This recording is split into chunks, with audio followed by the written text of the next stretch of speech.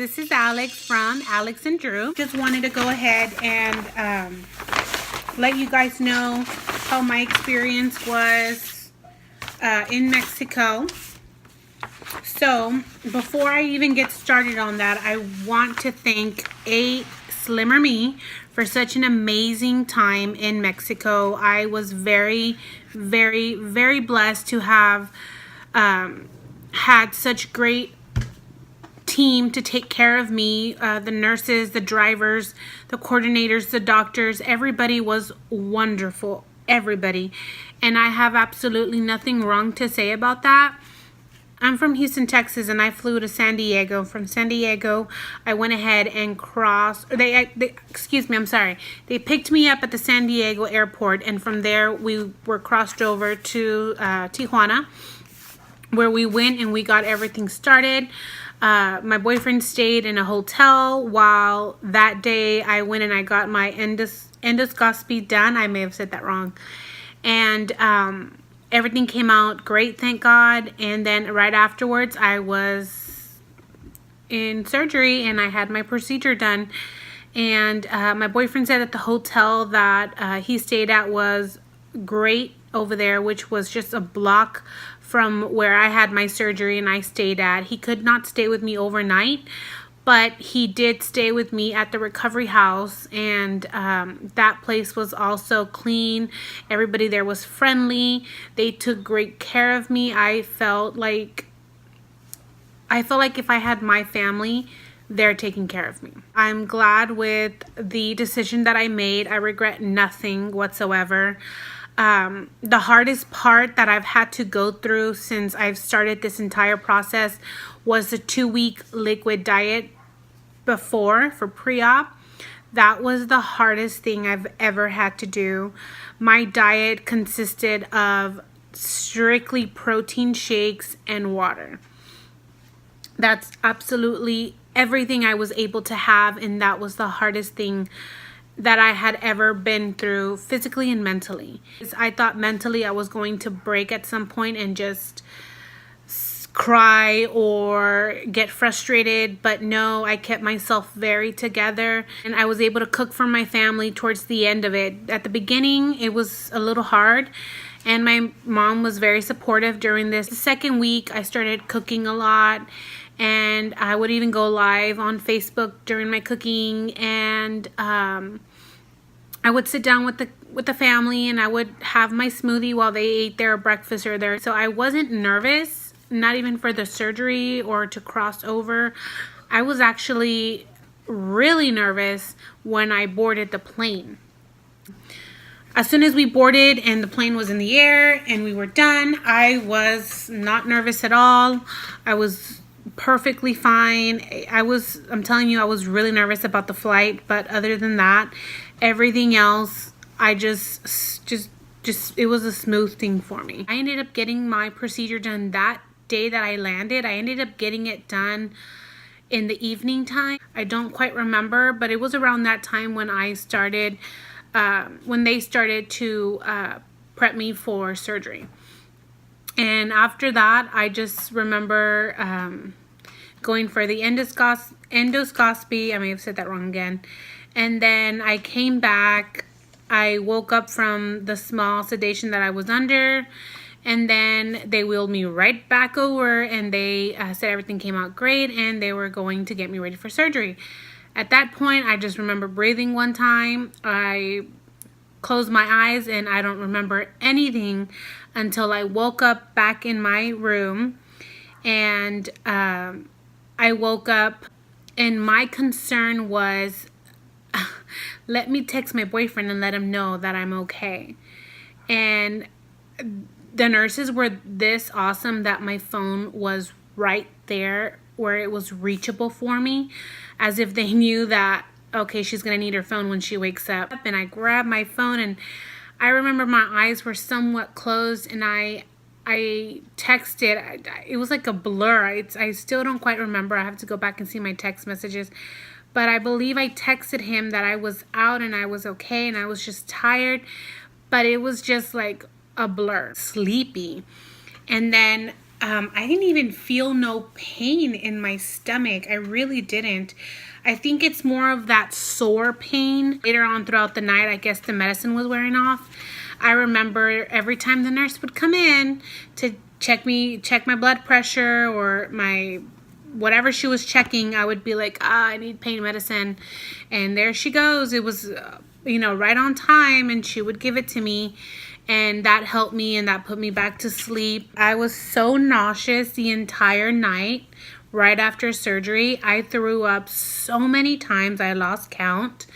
And I believe I even woke up to go to the restroom 3 times. I guess all the fluids that they were giving me to keep me hydrated. I did do a lot of walking during my recovery, and even the ladies, the nurses, the night nurses were like, wow, like, I can't believe you're walking. 3 of us got surgery. I ended up meeting with these ladies at the airport. We were all picked up at the airport, different times, of course.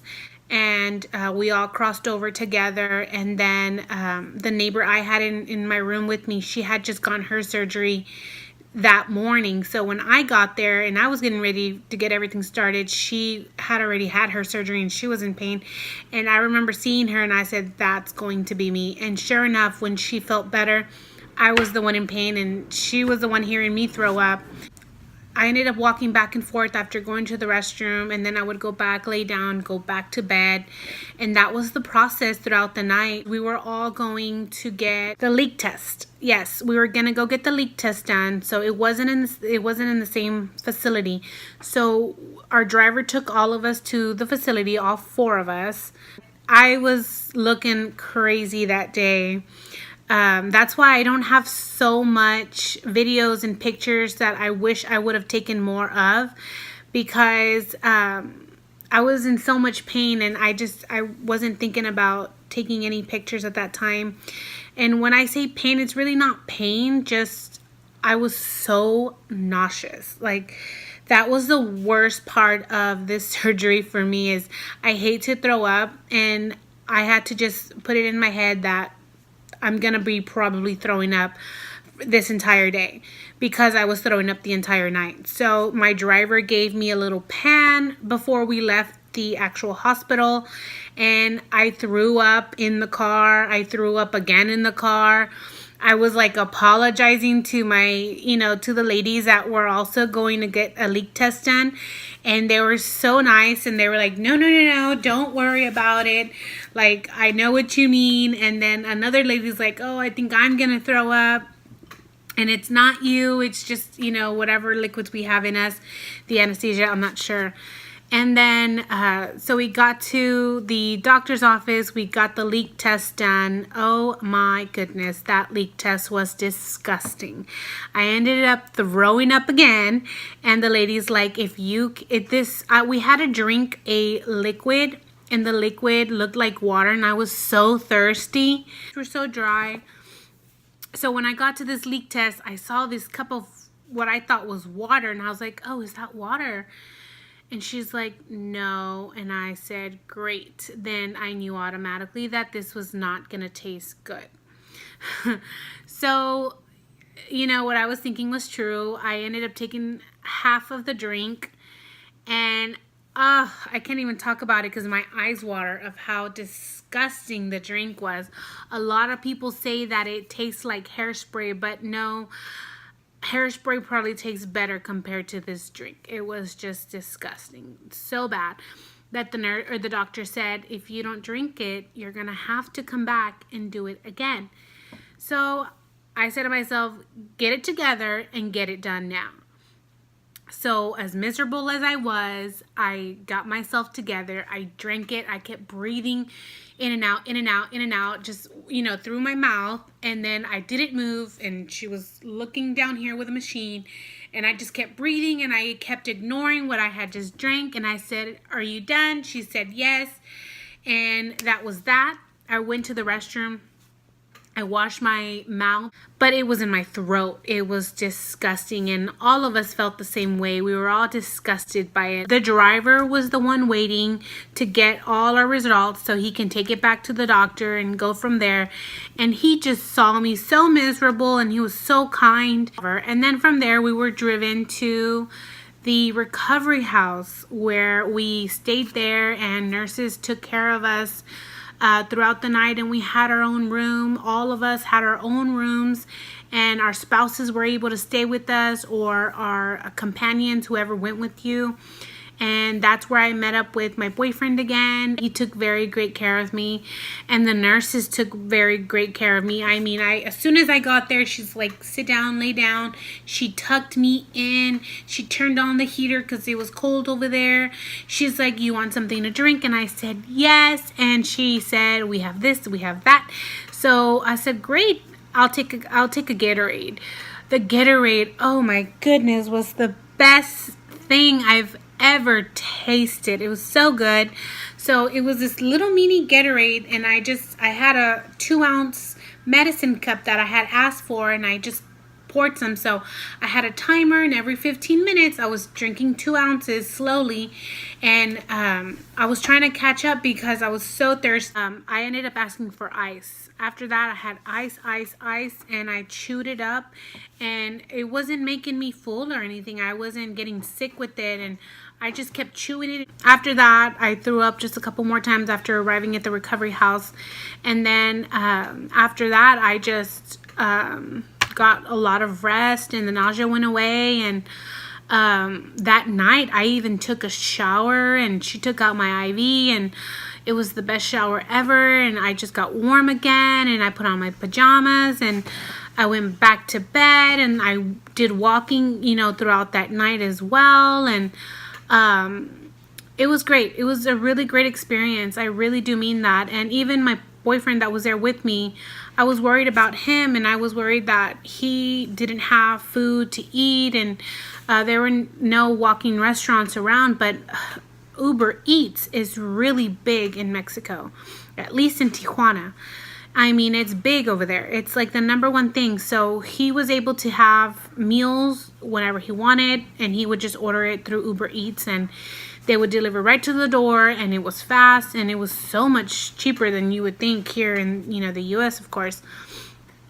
But so he was taken care of very well as well. There was a recliner for him, and it was a great experience. So I hope this video is useful for you guys, because my experience was amazing. It was beautiful, and like I said, if I had to do it again, I definitely would. So let me know if you guys have any questions about my video. I'm trying to make this as quick as I can, but it's already been a 20-minute video, 21 minutes now. But please let me know. Let me know what you guys think. So that day, and let me finish up really quickly. So that day, I stayed at the recovery house one night, and then the next day they got me ready. I got everything together, and that's when I got my B12 injection. And then from there, I was taken back to the airport, and I flew back to Houston, Texas, and I slept most of the way over here, and I was home. And after that, I was doing things here at home. I mean, my experience was great. My recovering was great. I can't show you my incisions right now, but they're looking great. They're looking great. So I'll have to show you guys in my next video. But if you guys have any questions, please let me know. Comment down below. Personal message me. If you want to go ahead and send me a personal email, please let me know, and I'll put it down here right now. So you guys can send me a email letting me know if you have any questions. And like I said, guys, if you find this useful, please let me know how it was useful for you guys. And also, if you guys have any suggestions for me when it comes to eating, vitamins, just anything, I'm open to anything at this point. Like I said, it's a learning process every single day for me, and I have to remember that my life has changed, and for the better, of course.